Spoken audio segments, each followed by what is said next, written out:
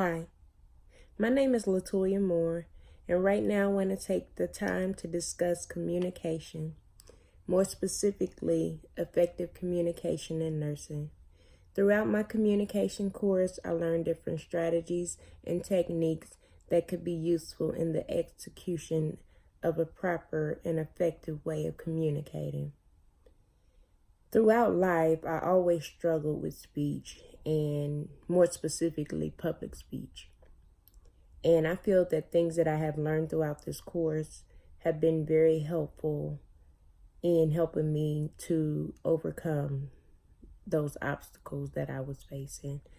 One big thing was just personal confidence, and it was things with me personally that I had to come to grasp with to be able to gain the confidence to speak confidently. So right now, I want to specifically, as I stated, talk about effective communication in nursing. I chose nursing, obviously, because I'm currently in school studying nursing.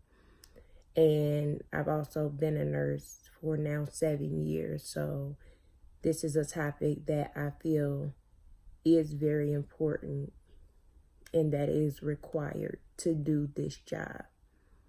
Communication is a necessity of all individuals. Although it may be executed in different manners and languages across the different cultures, social groups, it's aimed to achieve a common goal, which is to relay a message as effectively and sufficiently as possible. Given the many barriers of communication related to the different cultures, age groups, education, a person's own comprehension level, all the way down to physical barriers such as hearing and visual impairments, there are many variables that will decrease the effectiveness of communication. This is why it is important to know the different variables that you're facing and the solutions to overcoming those variables. These rules apply the same when you look at communication in the workplace. As I stated, having been a nurse for 7 years, I have saw firsthand how communication or the lack thereof can be a direct effect on what you do every day.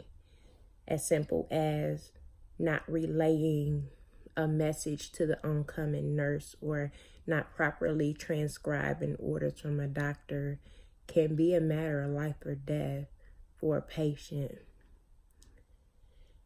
And I also took the time and explored some issues and barriers to show how communication is a major component of the medical field and how fault in this process could be detrimental to the safety of patients and ourselves. The purpose of this speech is to inform the reader of the importance of communication, but effective communication. Well, not only communication, but effective communication.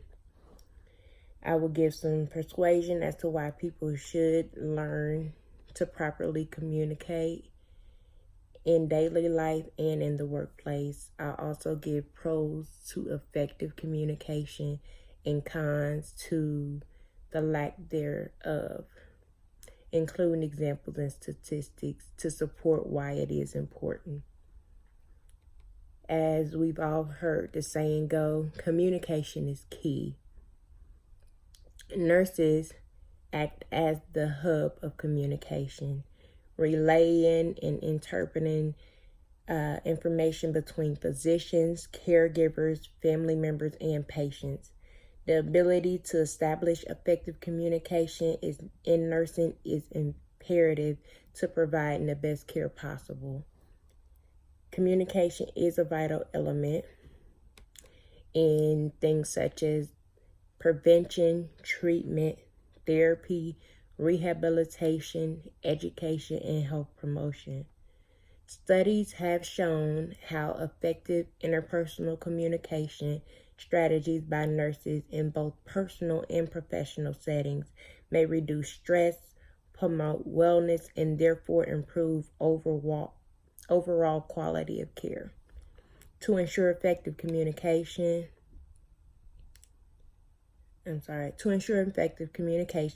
nurses must consider each patient as an individual. Like, no one patient is ever going to be the same. You have to learn that patient themselves, learn their preferences, their religion background, beliefs, just everything about that patient. This all goes into play when you look at how you're going to treat this patient. Effective communication in nursing requires good relationships with your patient. It is said that this relationship encourages patients to share information privately with the nurses and other healthcare professionals, and it ensures patients receive the information the nurses give them as well. Over my research and study, I found that communication failures are contributing factors in 27% of medical malpractice claims. Eliminating them could reduce medical errors and patient injuries, of course. Communication breakdowns are a frequent risk management finding in malpractice claims. I read an article from stat.com that was posted February 2016. It stated that hospital and doctors' offices nationwide might have avoided nearly 2,000 patient deaths and $1.7 billion in malpractice costs if medical staff and patients had communicated better. These cases, including 1,744 deaths, involved some horror stories to family and medical professionals that they never really want to experience. In one case, a nurse failed to tell a surgeon that the patient had abdominal pain and a drop in their red blood cells after operation, which was a sign of internal bleeding, and that patient later died of hemorrhaging. In another case, a medical office received a call from a diabetic patient and didn't relay the messages to the primary care provider. That patient never got a call back, and then that patient later collapsed and died from diabetic ketoacidosis.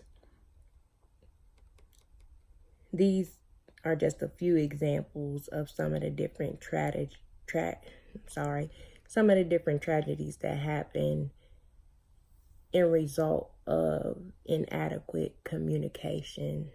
I've seen this again firsthand, and those type of things have been what have motivated me to continue to do the most important aspect of my job, which is to communicate. It says communication is an aspect of everyday life that may be taken for granted time after time, and this is very true. I hope after hearing this speech that you as a person, healthcare provider, and or professional have been persuaded and see the importance of effective communication in everyday life, and even more importantly in the nursing field. I make sure to practice effective communication when dealing with my patients, with me and my coworkers. Preparation of this speech has been a refreshing reminder of why I will continue to do my due diligence and continue practicing effective communication.